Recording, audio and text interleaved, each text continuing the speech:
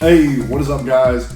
Today we're going to be doing another LEGO Speed Champions build and review. I currently, right now in this very moment, as you're watching, have no idea which one I'm going to do. This one's always kind of interested me.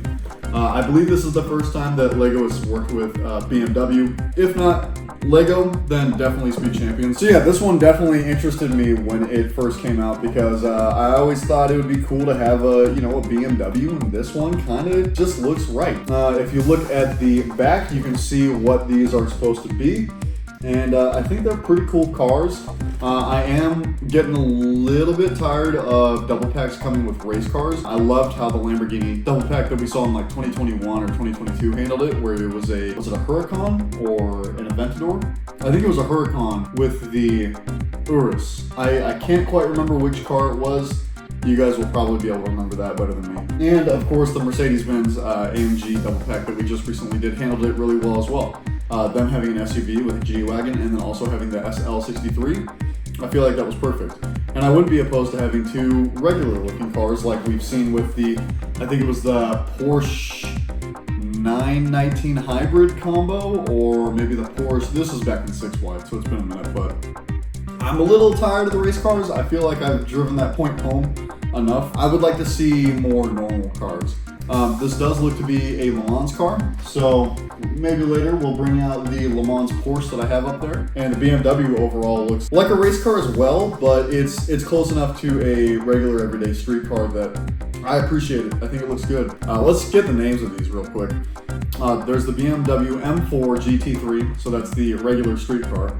And then the BMW M Hybrid V8, which looks like it's the Le Mans car. Again, it could be a Le Mans car, it could be something else, I'm not totally certain. It does have a total of 676 pieces, so yeah, let's get into that BMW M4 GT3. Just before we do get started, I wanted to show that the manuals are set up in this weird cardboard container, which I've never actually seen LEGO do before. I think everything beyond this point should be absolutely normal. I just found that kind of strange because I've never seen them package the manual like this before. So we got the sticker sheet, we got the two manuals. I'm assuming there's another sticker sheet. There it is.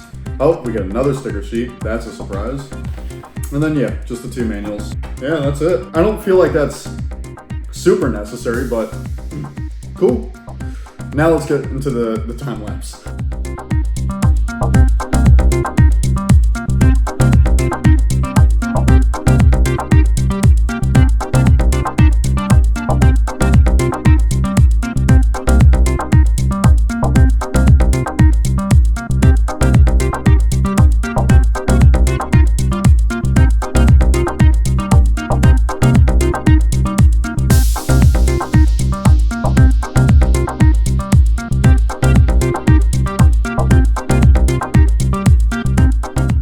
I was going to go all the way through and just complete the car, but I ran into something that I think I did correct. It's just really confusing because I've never seen this before. I believe that this is probably going to be the headlight, and I think that because of this little yellow piece you guys should be able to see. There's this bit right here, it's got the little two studs, and then we've got this 2x1 flat, and it's literally just saying to stick it right in between the studs, just right here. Like that. I just realized you guys can't see my face, but I don't know. I thought that was really strange, so I thought I would point that out. And that's not the first time that there's been some weird stuff. Like this is weird, but this entire build has just been very complicated, very technical. But we'll dig more into that once I'm done with the car. I just wanted to update you guys with that, and I believe I'm going to do it a second time because if this is a headlight, obviously it's going to be symmetrical on the other side. I'll talk more about that later.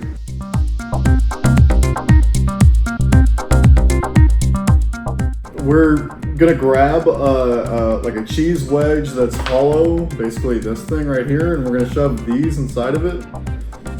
And then we're just gonna put that inside. We're just gonna put that right here. What is going on? What is this? I'm not LEGO, I don't make the rules, I don't know what's allowed, but it doesn't look like it's allowed to me. Let's see if we've got a section where we have to put on a million stickers, because if we do, which I'm assuming we do, There's a whole lot of stickers coming up. I was gonna say we could just straight up record the build process from here on out, but it looks like we got a good amount of steps left, and I don't want to edit all the parts where I'm taking stickers out. I'm sorry, but that just doesn't sound fun. Or maybe we could. I'm gonna run out of things to say if I do that. We're just gonna go on to the time lapse. All right, guys, here we are, and the only thing left to do is just to take the driver and put them in the seat, and this is always kind of, ironically, the hardest part. How about we put the arms down? That's better. Okay, that works, and yeet. There we go. I like that. This is a very nice build. This was one of the most unique builds. You really go into detail with the interior. So like the passenger seat with what I'm assuming is supposed to be the part of the car in a lot of race cars that make it so that when they flip over, they don't crumple. For some reason, I'm just blanking on the name of that. It looks to have that cage, whatever you call it. The spoiler was a really cool build. I think the spoiler came out perfect. I especially love and I will say, yes, I do love the stickers. I don't care. But when there are these really easy to do stickers, the long black ones that you see on the back, I don't have much of an issue with that. The same can be said for the top of the spoiler, and then the way that they connect on top of the actual wing, I guess. I like that it connects from there and then just kind of hangs down nice and low. And that spoiler is adjustable, so if you wanted a bit of an angle, you could do that, which of course that would help out with downforce. So that is a bit more attractive, I think. And then the printed BMW piece in the back, that is a lovely touch. I do feel like I did pretty good with most of the stickers here. Some of the stickers are a bit shoddy. Unfortunately, that's just kind of what happens when I play stickers. I feel like for the windscreen sticker, I did a pretty good job of that. The very top one, I didn't do the best. And then the placement of these stickers, I did intentionally try to keep them close together to keep the lines as invisible as possible. But of course, that's not going to be perfect ever. I do like the yellow headlights. I think those are a really good touch, and the rear lights look very nice as well. The side skirts, I love the way that those came out. You don't see very many studs. In fact, I think the exterior, the only studs you really see are going to be on these sides where the mirrors are, and then on the back where, you know, right underneath the spoiler, and of course on the spoiler a little bit. But I do like how little studs are exposed. And overall, this is just a sick car to have. I've never really thought about having a BMW in the collection, and I'm glad to have it because since they've started a relationship with BMW, I'm assuming that we're going to see more. How sick would it be to get a BMW i8? Don't get me wrong, not the coolest BMW in the world, but they're just common enough that it's something that I see on the streets and would love to see. Sticking to the car that we have at hand, I think this is a really attractive build. I do love the non-symmetry that we have. I don't know what the proper word would be for that. I don't think it's non-symmetry that you would say, but I like that the livery that is on this car is not symmetrical on both sides. There's a lot of parts where it's just like you can see even with the headlights, right above the headlights, the pieces that we always get for that top part to create that curvature. This one is black and white, this one's white. You go on this side, you can see that where this mirror is red, this one is black. And it's a constant difference of symmetry or difference of color that creates a different styling that I really appreciate. There were, like we talked about earlier, I believe that those are called snot builds. I don't remember what exactly that means necessarily, but I do know that snot is typically something that LEGO would consider to be illegal, right? Like you're not allowed to do it. And yet in a LEGO Speed Champions officially licensed, all that, it's here. I find that to be pretty funny, and I'm glad to see it because that means that they're willing to be a little bit risky, and so we may see some pretty cool stuff in the future. This rear diffuser, that thing is fat, and that's what we like. And overall, I like BMW's shaping. I feel like this is a good car to have. I talked about potentially building the car for the rest of the way, and I'm wondering if that's something that I could do for a future video where I take a car that is pretty small on parts. As a matter of fact, the McLaren F1 car I have over there, it's a total of 245 pieces, which is kind of average. But maybe what I could do is when I don't have a car that is so sticker heavy, because this, which is the next car that I'm about to do, and this, it's too many stickers to just record a whole video of. It's gonna take up too much time editing all of that out alongside trying to come up with fresh things to say for about an hour. It's tough, and I know that as a YouTuber, I should be able to take that on and be the best YouTuber that I could possibly be, but at this point, I don't think I have the mental capacity for it.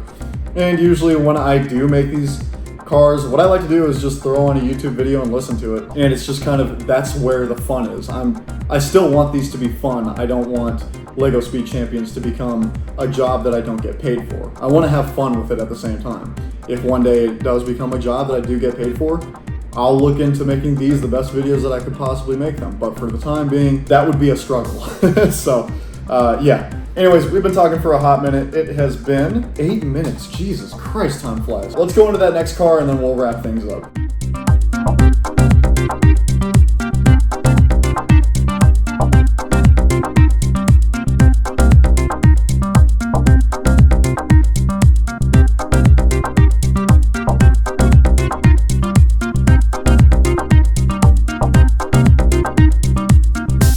Alright guys, we are done.